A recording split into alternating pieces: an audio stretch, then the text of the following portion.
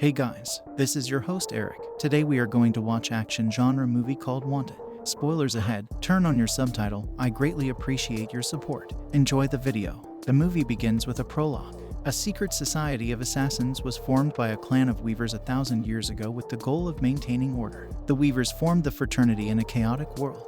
6 weeks before the film's premiere, account manager Wesley attends an office birthday party for his dreadful boss. His watery eyes convey barely concealed misery as he glares at his boss while pretending to enjoy her company for the day. His personal life is also a disaster. His girlfriend is having an affair with his best friend and coworker, Barry Wesley, who is staring at Mosley's computer screen, says he is finding it difficult to care about anything these days. Wesley's father abandoned him and his mother when he was only a week old. Wesley wonders if his father abandoned him because he fathered the most insignificant asshole of the 21st century. As Wesley mues about his father, we cut to an imposing stern-faced man in a taxi entering a skyscraper with the intention of approaching the woman on the top floor. "Don't worry," he says, "if your name had come up, you'd be dead by now." He places a large bullet on her desk and inquires as to how the owner obtained it. He looks across the skyline at the construction workers on the other side while she inspects. "It's clean, which means it's untraceable," says the woman peering through a magnifying glass at the bullet.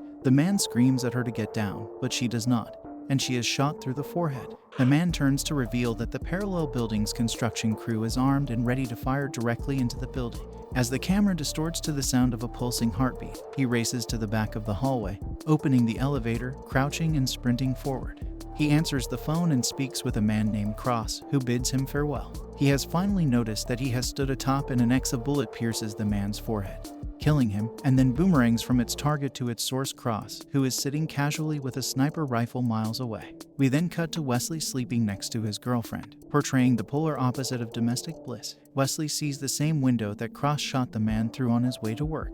He looks at it intently before getting on the train, screeches, and the city awakens. When Wesley arrives, Janice sardonically scolds him for not having the billing report she requires. Barry is at the dentist yet again, when he should be at Wesley's house having wild sex with his girlfriend. Later in the day, Barry dupes Wesley into buying his pharmacy order for him, all the while pondering how to spike a woman's post-coital food with a morning after pill. Wesley internalizes his self-loathing and laments the fact that he is such a wuss. When Janice returns to scold Wesley for his work ethic, the camera shakes and blurs her deep, distorted voice against his pounding heartbeat. Wesley's heart rate slows as he downs a handful of anti-anxiety medication. Over narration, he complains about the monotony of his days, culminating in his being denied his purchase at the ATM, which reads instead, "You're broke." If your best friend is fucking your girlfriend and you know it but are too weak to do anything about it, he only has two options, correct or incorrect. He sulks away and presses correct dejectedly. When Wesley returns to the pharmacy for his prescription, he notices spots in the corner of his eye slowly walking to hide behind the shelves. When he turns around, a beautiful woman appears uncomfortably close to him, as if from thin air. "I was acquainted with your father." She claims Wesley called her bluff, but she persists. "Your father died on the roof of the Metropolitan building yesterday." Wesley laughs uncomfortably until she reveals that his father's killer is standing behind him, drawing a gun. She shoves Wesley down and shoots a tense 10-minute action sequence that ranges from a shootout at the grocery store to a high-speed car chase through Chicago's streets. Cars fly through the air, windows shatter, and Wesley is in the passenger seat, panicking as usual. The rebut swanky car is the sequence's highlight. The two main characters are blasting the Pina Colada song as they roll up to a pair of teenage boys who stare in awe. Wesley is waiting for the next morning in a dark, damp warehouse full of strange and scary killers when a deep voice rings out from somewhere. Sloan appears and quietly orders Wesley to shoot the flies in front of him. By the count of 3, or one of the men will shoot him in the head. We again hear the overwhelming pitter-pattern of Wesley's heartbeat and see him aim at the flies in slow motion. Despite his protest, every bug gets both wings shot off by Wesley. Wesley's panic attacks, according to Sloan, are not panic attacks. Sloan introduces the woman as Fox equips that all of the people in the group are excellent at killing, so it would be best to stay on their good side. His heart rate can rise to 400 beats per minute, slowing the world around him for superhuman focus. He tells Wesley that his father was a good member of the fraternity. He has left all of his belongings to Wesley, whom he has charged with avenging his death. Bolds, Wesley. Wesley checks his bank account the next day after waking up in a day to discover he has indeed inherited his father's assets to the tune of $3.6 million. He arrives at work in a particularly good mood, which surprises Barry, who is not used to seeing him this happy or happy at all. Janice returns to resume her daily abuse, and Wesley has finally had enough in a blaze of glory. in front of the office. He rips her to shreds, beats Barry with his ergonomic keyboard, and struts out. When he sees his photo in the newspaper as a participant in a shootout the night before, he panics. Before seeing Fox in her car, he jumps in and drives off with manic positive energy as she drives him to a massive textile factory outside of town.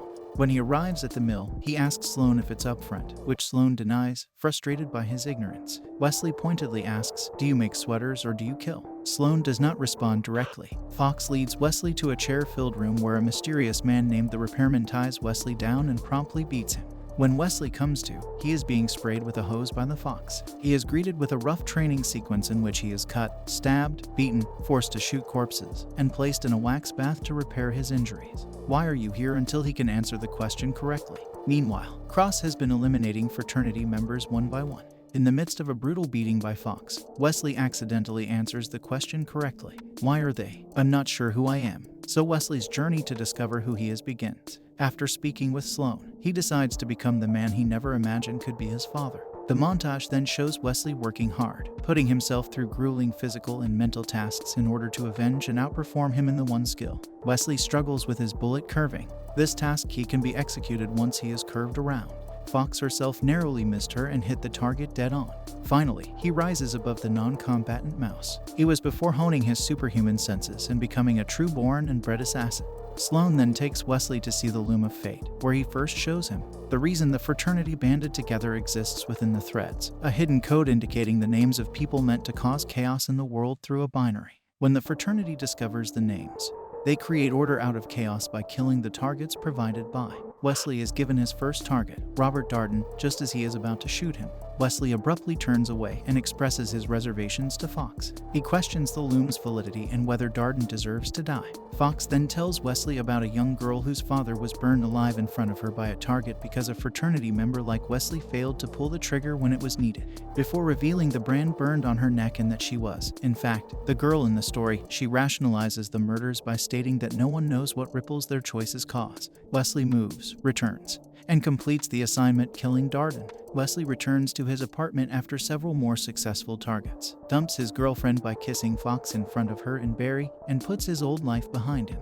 While they wait for Fox to find another vehicle for them, Wesley catches sight of someone out of the corner of his eye. As Wesley prepares to fire, he draws his gun, and their bullets collide. Wesley is shot in the shoulder by a Cross in the ensuing gunfire, and accidentally kills a fellow fraternity member while recovering. Wesley extracts the bullet from his shoulder and examines it, discovering that it was fired by a man named Pesky. He then requests to meet with Cross alone in order to exact revenge on his father. Sloane sneakily slides Fox a sheet with her next assignment from the Loom after Wesley leaves. Fox and Wesley confront Pesky together, forcing him to set up a meeting with cross-examination.